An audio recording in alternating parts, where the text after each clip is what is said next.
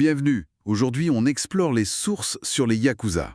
Alors, au-delà des clichés, on va essayer de voir ce que nos documents nous disent vraiment sur la complexité de cette organisation criminelle japonaise. Oui, sur ses racines historiques, sa structure, et puis son empreinte culturelle qui est assez particulière. Exactement.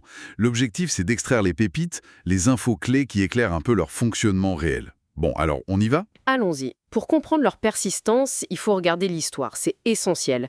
Les sources, elles nous ramènent bien avant l'image moderne qu'on en a. À l'époque Edo, c'est ça? XVIIe siècle. C'est ça, dès le XVIIe siècle. On voit apparaître des groupes comme les Kabukimono, un peu excentriques, rebelles. Puis les Bakuto, c'était plutôt les joueurs professionnels, et les Tekiya, des sortes de marchands ambulants, mais déjà organisés. D'accord. Des marginaux, en gros. Oui, des groupes de marginaux qui ont en quelque sorte posé les bases d'une sous-culture, avec des liens alternatifs à la société dominante, quoi. Et cette structure hiérarchique dont parlent les documents, elle vient un peu de là, de cette époque féodale, non? Absolument. Avec l'Oyabun, qui est comme le père symbolique, le parrain si on veut, tout en haut. Le chef. Voilà. Et en dessous, les Kobun, ses enfants ou disciples. Ils lui doivent une loyauté mais absolue. Les sources insistent là-dessus, hein. C'est plus qu'une organisation, c'est presque une famille parallèle, basée sur l'obéissance. C'est ça. Et des clans comme la Yamaguchi-gumi, par exemple, illustrent bien cette puissance, cette structure très pyramidale.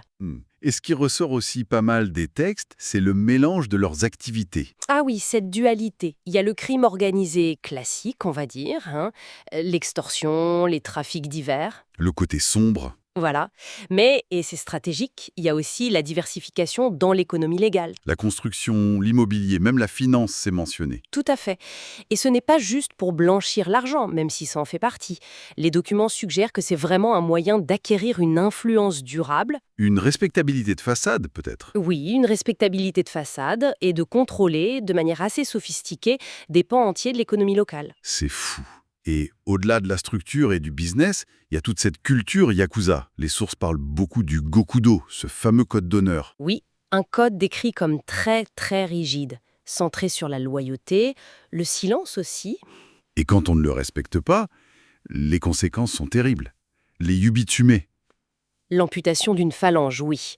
C'est l'exemple le plus connu et le plus marquant. C'est un aspect central de leur culture interne. Même si j'imagine qu'en pratique, pour les affaires, le code doit être parfois flexible. Oui, il y a sans doute un décalage entre l'idéal affiché et la réalité criminelle. Mais ce code sert de ciment idéologique, c'est important. Et les tatouages, les irezumi, en sont une manifestation physique. Ah, les tatouages. Les documents détaillent ça. Oui, ils expliquent que la technique traditionnelle, le tebori, qui est manuelle, longue et douloureuse, ce n'est pas anodin. Ça teste l'endurance, l'engagement du membre. Et chaque motif a un sens. Carpe koi, dragon. Exactement. La carpe pour la persévérance, le dragon pour la force. Chaque tatouage raconte une histoire, marque l'identité, l'appartenance. C'est indélébile. Une seconde peau, comme vous disiez. Et cette culture, elle a un écho énorme dans les médias, non? Les films, les jeux vidéo comme Yakuza. Oui, un écho immense. Et les sources notent que ces représentations sont souvent ambivalentes. Ça oscille entre le criminel honorable, presque romantique, et le voyou brutal. Est-ce que les documents disent si cette image un peu romancée a un effet sur la perception réelle au Japon? Ils suggèrent que oui, ça contribue à une certaine fascination, mêlée de crainte, bien sûr. Ça peut brouiller un peu les pistes entre la réalité criminelle, qui est dure, et une fiction plus séduisante. Ce qui a pu compliquer le travail des autorités, j'imagine. Certainement. D'ailleurs, la relation historique avec le pouvoir est décrite comme ambiguë dans les textes. Il y a eu des périodes de tolérance, voire de collaboration informelle. Mais ça, c'est fini maintenant, hein. Ce temps semble révolu, oui. La tendance actuelle décrite dans les sources, c'est plutôt une pression accrue des autorités. Les lois anti-gang. Voilà, des lois plus sévères, une opinion publique aussi moins tolérante.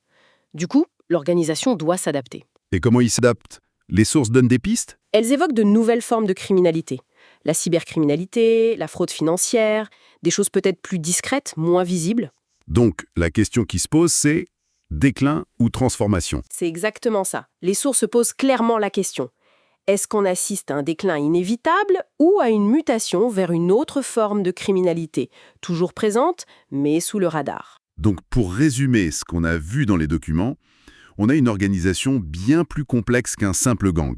très ancré dans l'histoire et la culture japonaise, Oui, avec cette structure hiérarchique forte, ce code culturel très marqué, qui mélange habilement activités légales et illégales, et qui est aujourd'hui forcé de se réinventer face à la pression. c'est ça. Le point clé, je pense, c'est cette tension constante entre la tradition et l'adaptation nécessaire, entre la façade d'honneur et la réalité criminelle. C'est cette complexité qui explique en partie leur survie jusqu'à aujourd'hui. Et ça nous laisse avec une dernière question, peut-être une piste de réflexion. Les sources décrivent ce code d'honneur, très fort en interne.